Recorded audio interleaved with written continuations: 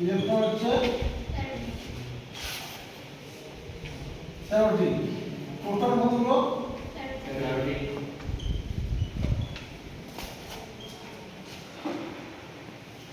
আর neutron 14টি।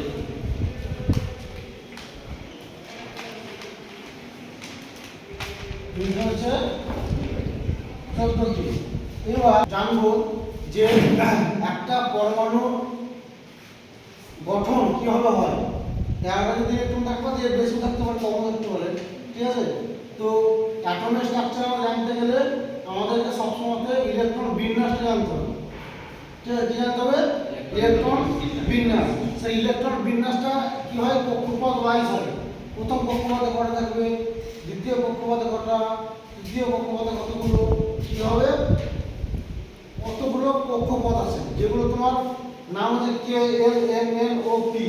ঠিক আছে, K L M N O P, এত 6টা কক্ষপথ আছে। না, সেইটাই কোন কক্ষপথে কটা থাকবে সেইটা আমরা বের করব। সেটা বের করার ফর্মুলা হচ্ছে 2m স্কয়ার 2m স্কয়ার। ঘুরে হয়ে গেল 2m স্কয়ার। ঠিক আছে, পরমাণু কোন কক্ষপথে কতগুলো ইলেকট্রন থাকবে সেটা বের করার ফর্মুলা হচ্ছে 2m স্কয়ার। কক্ষপথ কতগুলো আছে? অরবিট 6টা। অরবিট নাম্বার 6, E টোটাল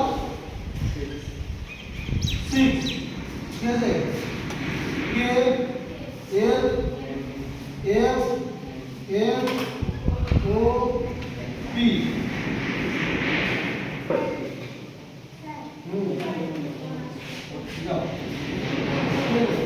কি করে বের করবো আমরা?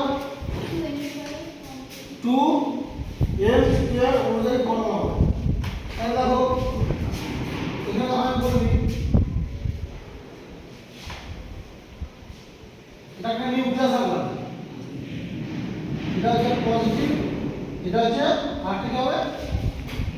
পজিটিভ আর কি হবে? নেগেটিভ।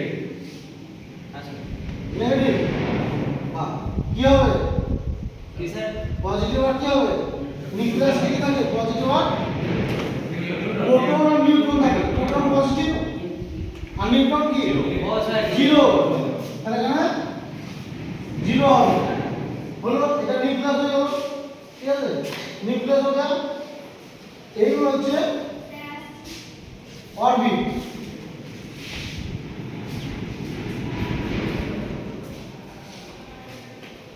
ঠিক আছে, ভালো করে বুঝবে। এটা হচ্ছে অরবিট। ওইগুলো দেখো তাহলে কোন, এটা হচ্ছে কে, এটা হচ্ছে কে, এটা এল, এটা এম। ঠিক আছে, এরপরে যদি ইলেকট্রন থাকে তাহলে অরবিট থাকবে, ইলেকট্রন না থাকলে অরবিট থাকবে না। যেমন স্টুডেন্ট যদি আসে তার বেঞ্চ আনতে হবে, স্টুডেন্ট নেই তো আর কত থেকে বেঞ্চ নিয়ে আসবে? আনবে না। বুঝে যাচ্ছে? তাহলে কে এল এম এটা কিন্তু নিউক্লিয়াস। ক্লিয়ার? তার প্রথম কক্ষপথে করে রাখবে কি হবে? 2 ইনটু m স্কয়ার।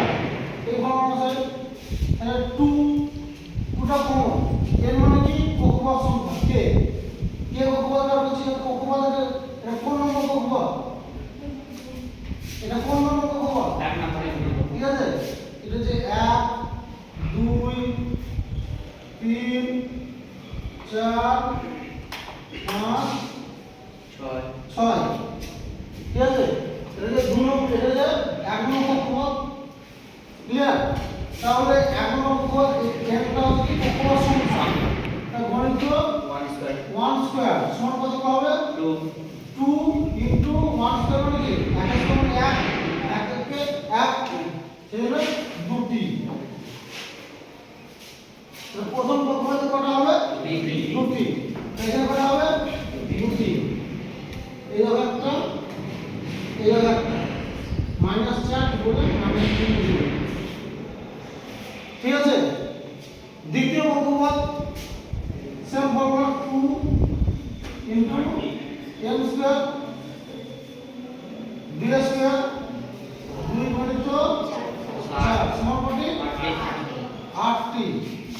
আর দ্বিতীয় কক্ষপথ এল কক্ষপথে কত সংখ্যা লাগবে 8টি হয়ে যাচ্ছে।